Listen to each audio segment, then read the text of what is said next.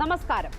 അമേരിക്കയിൽ തീവ്ര ദേശീയതാവാദം ഇളക്കിവിട്ട് തെരഞ്ഞെടുപ്പ് ജയിച്ച ഡൊണാൾഡ് ട്രംപ് ഇപ്പോൾ ഏറ്റവും ഭീഷണി ഉയർത്തുന്നത് ഇന്ത്യക്കാർക്കാണ്. H-1B വിസ പൂർണ്ണമായും നിർത്തലാക്കണമെന്ന് സ്വന്തം പാർട്ടിയിലെ തന്നെ അതിതീവ്ര പ്രാദേശിക പക്ഷക്കാർ വാദിക്കുന്നു. H-1B വിസ തുടരണം എന്ന് എക്സിൽ കുറിച്ചത് സർക്കാരിന്റെ നിയുക്ത കാര്യക്ഷമതാ വകുപ്പിന്റെ അധ്യക്ഷന്മാരാണ്. സഹസ്രകോടീശ്വരൻ ഇലോൺ മസ്കും പാലക്കാട് കുടുംബ വേരുകളുള്ള വിവേക് രാമസ്വാമി. വിവാദം ആരംഭിച്ചത് ട്രംപിന്റെ AI ഉപദേഷ്ടാവായി ചെന്നൈയിൽ ജനിച്ച ശ്രീറാം കൃഷ്ണനെ നിയമിച്ചതോടെയാണ്. അമേരിക്കക്കാരല്ലാത്തവരെ ആട്ടിപ്പായിക്കുമെന്ന് എല്ലാ റാലികളിലും പ്രസംഗിച്ച ട്രംപ് ശ്രീറാം കൃഷ്ണനെ നിയമിക്കാൻ പാടില്ലായിരുന്നുവെന്നാണ് കടുത്ത വിമർശനം. H-1B വിസ നിർത്തലാക്കിയാൽ അത് ഏറ്റവും ബാധിക്കുന്നത് ഇന്ത്യക്കാരെയാണ്. 2015 മുതൽ ഈ വിസയുടെ 70% ലഭിക്കുന്നത് ഇന്ത്യക്കാർക്കാണ്. കഴിഞ്ഞ വർഷം മാത്രം 72.32% വിസയും ഇന്ത്യക്കാർ സ്വന്തമാക്കിയപ്പോൾ രണ്ടാം സ്ഥാനത്തുള്ള ചൈനയ്ക്ക് ലഭിച്ചത് 11.7% മാത്രമാണ്.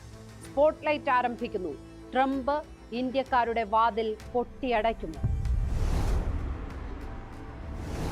ഇന്ത്യയെ സംഭവം എങ്ങനെ ബാധിക്കും എന്നറിയാൻ ഒറ്റ ഡാറ്റ മതി. 2003 മുതൽ 2023 വരെ അമേരിക്ക 3,86,318 H-1B വിസയാണ് അനുവദിച്ചത്.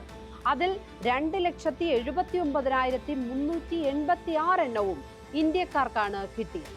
രണ്ടാം സ്ഥാനത്തുള്ള ചൈനക്കാർക്ക് ലഭിച്ചതോ 45,344 വിസയും. H-1B വിസയ്ക്കെതിരായ ഏത് നീക്കവും ഇന്ത്യൻ യുവതയുടെ വാതിലാണ് കൊട്ടിയടയ്ക്കുന്നത്. H-1B വിസയിൽ ആരൊക്കെയാണ് ജോലി നൽകുന്നത് എന്നുകൂടി നോക്കാം.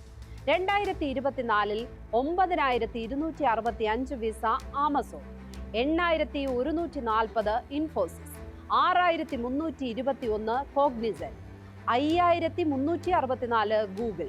നമ്മുടെ TCSും അമേരിക്കയിൽ 5,274 പേർക്ക് ജോലി നൽകി. ശേഷിക്കുന്ന വിസ നൽകിയത് മെറ്റയും മൈക്രോസോഫ്റ്റും ആപ്പിളും IBMഉം ഒക്കെ. കഴിഞ്ഞ വർഷം മാത്രം 53,665 H-1B വിസയാണ് അനുവദിച്ചത്.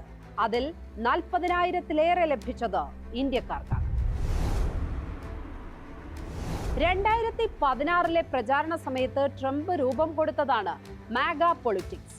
മാഗ എന്നത് മേക്ക് അമേരിക്ക ഗ്രേറ്റ് അഗെയിൻ എന്ന തീവ്ര പ്രാദേശികവാദം.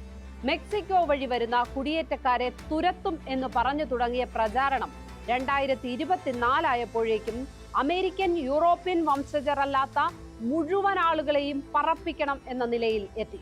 തൊഴിലില്ലായ്മ രൂക്ഷമായ അമേരിക്കയിൽ ആ പ്രചാരണം വലിയ ചലനമുണ്ടാക്കി. അങ്ങനെ ജയിച്ചു വന്ന ട്രംപ് പുതുതായി രൂപീകരിക്കുമെന്ന് പ്രഖ്യാപിച്ച കാര്യക്ഷമതാ വകുപ്പിന്റെ തലവനായി ഇലോൺ മസ്കിനൊപ്പം നിയമിച്ചത് വിവേക് രാമസ്വാമിയെയാണ്. അത് ചെറിയ മുറുമുറുപ്പുകളിൽ അവസാനിച്ചു. പക്ഷേ ട്രംപിന്റെ AI ഉപദേശകനായി ശ്രീറാം കൃഷ്ണൻ വന്നതോടെ കാര്യങ്ങൾ കൈവിട്ടുപോയി. ശ്രീറാം കൃഷ്ണനും വിവേക് രാമസ്വാമിയും എല്ലാം H-1B വിസയ്ക്ക് അനുകൂലമായി സംസാരിക്കുന്നവരാണ്. അതിനൊക്കെ അപ്പുറം ഇലോൺ മസ്കും ഈ സംവിധാനം തുടരണമെന്ന് എക്സിൽ കുറിച്ചതോടെ ട്രംപിന്റെ സ്വന്തം റിപ്പബ്ലിക്കൻ പാർട്ടിയിലെ എതിർപ്പ് പരസ്യമായി. മെക്സിക്കോ അതിർത്തി കടന്നു വരുന്ന അനധികൃത കുടിയേറ്റക്കാർ അധികവും കൂലിത്തൊഴിലിന് വരുന്നവരാണ്. പെട്രോൾ പമ്പുകളിലെ ജോലിയും സൂപ്പർ മാർക്കറ്റുകളിലെ സഹായിമാരും ഒക്കെയായി ഏറ്റവും താഴെ തട്ടിലുള്ള ജോലി ചെയ്യുന്നവർ. എന്നാൽ H-1B വിസ ലഭിച്ചു വരുന്നവർ വൈറ്റ് കോളർ ജോലിക്കാരാണ് ഏറെയും. കുറഞ്ഞത് ബിരുദം ആവശ്യമായ തൊഴിൽ. അമേരിക്കയിൽ പ്രവർത്തിക്കുന്ന കമ്പനികൾക്ക് പുറമേ നിന്ന് തൊഴിലാളികളെ കൊണ്ടുവരാൻ അനുവദിക്കുന്ന വിസയാണ് ഇത്. പരമാവധി 6 വർഷത്തേക്കാണ് അനുവാദം. പിന്നീട് തുടരണമെങ്കിൽ 1 വർഷം അമേരിക്കയ്ക്ക് പുറത്തുപോയി വീണ്ടും വിസ ലഭിച്ചു എത്തണം. ഇന്ത്യയിലെ സോഫ്റ്റ്വെയർ എഞ്ചിനീയർമാർക്ക് ഇത് വലിയൊരു അവസരമാണ്. കമ്പനികൾക്കും ഇത് ലാഭമാണ്. H-1B വിസ കഴിഞ്ഞ വർഷം ലഭിച്ചവരിൽ 69% $1,00,000 താഴെ ശമ്പളം ലഭിക്കുന്നവരാണ്. അമേരിക്കക്കാരനെ ഇതേ തസ്തികയിലേക്ക് നിയമിക്കാൻ $1,50,000 അധികം ശമ്പളം നൽകണം. H-1B വിസ ലഭിച്ചവരിൽ 1,00,000-നും 1,50,000-നും ഇടയിൽ ഡോളർ കിട്ടുന്നത് 26%-നാണ്. $1,50,000 മുകളിലുള്ളത് 5% ആളുകൾക്ക് മാത്രവും. തദ്ദേശീയരായ ഒരാളെ നിയമിക്കുന്ന തുകയ്ക്ക് പലപ്പോഴും 2 ഇന്ത്യക്കാരെ നിയമിക്കാൻ കഴിയുന്നു എന്നതാണ് കമ്പനികൾ ലാഭമായി കാണുന്നത്. വ്യവസായികളുടെ ഈ താല്പര്യത്തെയാണ് നല്ലൊരു കച്ചവടക്കാരനായ മസ്ക് പിന്തുണയ്ക്കുന്നത്. ഈ വിവാദത്തിൽ ഇന്ത്യൻ വംശജരുടെയും നാട്ടിലുള്ള ഇന്ത്യക്കാരുടെയും കയ്യടി വാങ്ങുന്നത് വിവേക് രാമസ്വാമിയാണ്. റിപ്പബ്ലിക്കൻ എന്ന നിലയിൽ തീവ്ര വലതുപക്ഷ ആശയങ്ങളുടെ വക്താവാണ്.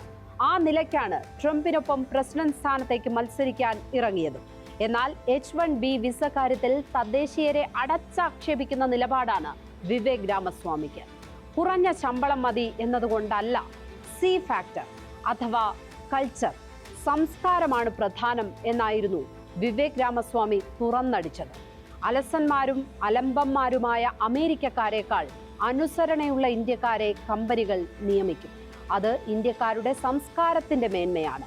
മാറ്റ് ഒളിമ്പ്യാഡ് ചാമ്പ്യനെ അല്ല അമേരിക്കൻ യുവത്വം ആഘോഷിക്കുന്നത്. ഹൈസ്കൂൾ ഡാൻസ് ടീമിനെ നയിക്കാൻ തിരഞ്ഞെടുക്കപ്പെടുന്ന പ്രോം ക്വീനിനെ ആഘോഷിക്കുന്നവരാണ്. അങ്ങനെയുള്ളവരിൽ നിന്ന് നല്ല എഞ്ചിനീയർമാർ ഉണ്ടാകില്ലെന്നും വിവേക് അതിനിശ്ചിതമായി പറഞ്ഞു. ഇതിന്റെ കൂടി പ്രതിഫലനമാണ് ഇപ്പോൾ അമേരിക്കയിൽ കാണുന്നത്. ആ സമ്മർദ്ദത്തിൽ ഡൊണാൾഡ് ട്രംപ് അടിപ്പെടുമോ എന്നാണ് ഇനി അറിയാനുള്ളത്. അമേരിക്കൻ തീവ്ര വലതുപക്ഷത്ത് നിൽക്കാൻ ട്രംപ് തീരുമാനിച്ചാൽ മെക്സിക്കോ വഴി വരുന്ന പാവങ്ങളെക്കാൾ കഷ്ടത്തിലാകുന്നത് വിദ്യാസമ്പന്നരായ ഇന്ത്യയിലെ യുവജനതയാകും. സ്പോട്ട്ലൈറ്റ് ഇനി മറ്റൊരു വിഷയവുമായി നാളെ. നമസ്കാരം.